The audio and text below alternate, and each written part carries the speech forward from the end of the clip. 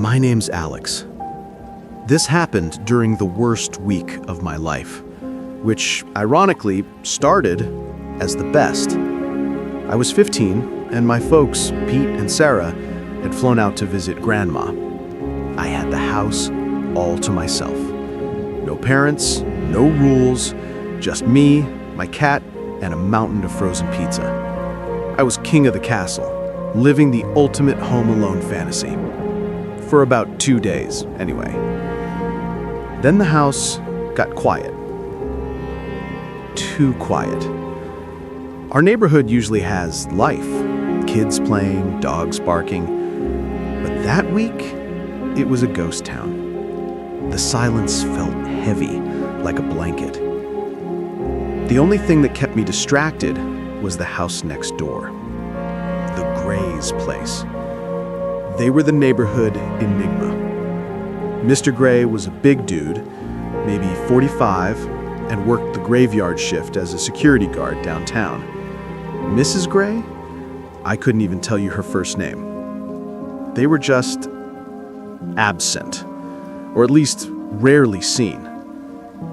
We all joked they had skeletons in the closet, but honestly, I thought they were just intensely private. Until that Tuesday night. I was up late, past the witching hour, scrolling on my phone. My room is on the second floor and looks right over their driveway. Around 1:45 a.m., Mr. Gray finally pulled up in his rusty Ford. But he didn't move. He just sat there, headlights off, for a long, uncomfortable 5 minutes. When he finally got out, my curiosity spiked. He wasn't carrying a briefcase or lunch bag.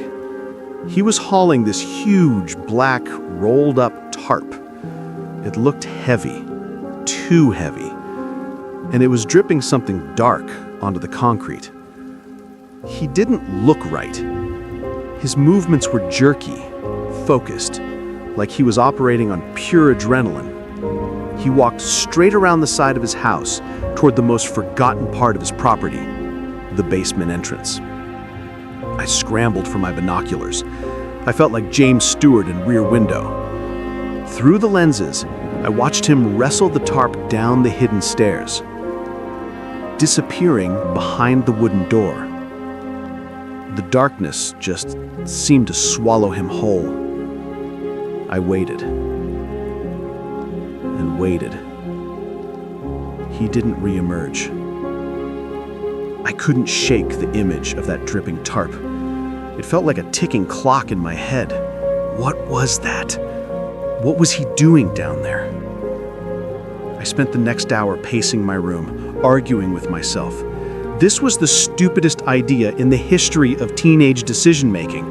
My rational side was screaming, "Don't go over there, Alex, you're digging your own grave. Call the police, do something sensible." But what would I tell them? My neighbor is taking a tarp to his cellar? They'd laugh me out of the station.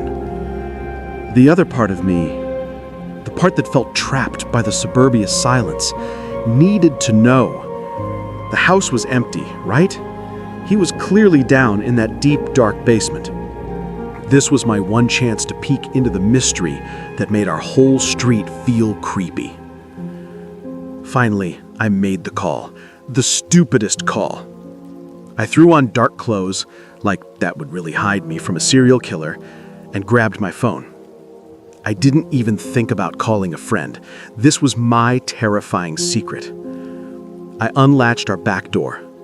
That little click sounded like a siren. Stealthily, I crossed our lawn, moving into the deeper shadows of the Gray's property. The air felt heavier, colder. Every leaf crunching under my sneaker felt like a loudspeaker announcement. "The kid is here!" I reached the wooden basement door. It was old, weathered, barely holding its frame together. I pressed my ear against it, straining to hear any movement, any faint sound from the darkness below. Nothing. Absolute silence. I took a breath. I reached for the handle. My hand was shaking so badly I almost missed it. The handle turned. Unlocked. My heart instantly started pounding like a jackhammer. If he was just storing tools, why wouldn't this door be chained shut? I pushed the door open just a crack. The stench hit me like a physical blow. It was foul, metallic, and damp, a horrible sweet and sour odor that instantly turned my stomach. It was the smell of old rust mixed with something organic that had been left too long. I slipped inside, pulling the door carefully shut behind me. I was standing on the landing of a very steep, rickety wooden staircase. Above me, a single dusty light bulb was barely buzzing, casting sickly yellow light. I flipped on my phone flashlight. The room was huge. It wasn't a finished basement. It was raw concrete and stone. Along one wall were shelves filled with paint cans and normal stuff. But the center of the room, that was the problem. It was laid out like a makeshift work area. A long stainless steel table dominated the space. Underneath it, I saw a large floor drain, the kind you usually only see in a commercial kitchen or a garage. On the table were tools, large wrenches, thick wire cutters, and heavy-duty plastic sheeting. But then I saw the main attraction, the tarp. It was fully unrolled on the floor, and on it, barely concealed, was a dark shape. It was the size of a person, too long to be a dog, too stiff to be a bundle of laundry. And the stains on the tarp, they were a dark, undeniable crimson. My blood was no longer cold. It felt frozen in my veins. This wasn't a prank. This wasn't a weird hobby. I had actually stumbled into the worst-case scenario. This was real. I couldn't move. I couldn't breathe. My brain was stuck in a loop. Get out, get out, get out. I knew I needed to get evidence. I shakily raised my phone to snap a picture, but the flash wouldn't go off. The adrenaline made my hands useless. My mind was screaming, "Forget the picture, he's gonna catch you!" Then I heard it. A faint sound, but in that silence, it was deafening. A floorboard creaked. Not in the basement. Upstairs. Right above my head. Mr. Gray was not just in the house, he was moving. I heard the distinct sound of the inner door to the basement, the one connecting to the kitchen, being unlocked and slowly pulled open. I dropped the pretense of stealth. My window of opportunity had just slammed shut. I turned and scrambled up the wooden stairs. I didn't care about the noise. I was moving at a panic-fueled speed, running like a bat out of hell. I yanked the outer basement door open, vaulted out, and slammed it shut with a desperate thud. Behind me, I heard a loud, booming shout. Mr. Gray had seen the door move. I didn't look back. I sprinted across my yard. The roses ripped at my jeans, but I barely registered it. I heard his door to his main house fly open and his heavy, powerful footsteps thundering onto the grass. He was close, too close.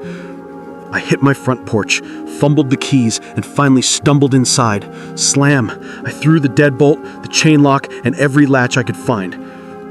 I pressed my ear to the door, shaking, crying. I could hear heavy, frustrated breathing and footsteps pacing on his side of the property line. He knew someone had been there. He knew. I didn't sleep that night. I sat against the wall, phone in hand, watching his house until the sun came up, and the threat felt smaller. When the police cars finally showed up later that morning, it wasn't because of my little trespass. They were responding to the missing person report from the next town over. They found him. And they found the evidence in that subterranean workshop. It was confirmation of the kind of horror you never think happens in your neighborhood. I never told a soul about my midnight spy mission. I didn't want to get into trouble, but more than that, I didn't want to explain how close I came to being the second piece of evidence. That whole week, I had been terrified of burglars, of fictional monsters, but the real lesson of being home alone, it's that the real monsters don't need a disguise. And they live next door. And they know exactly how long you've been alone. Always check your locks. Always.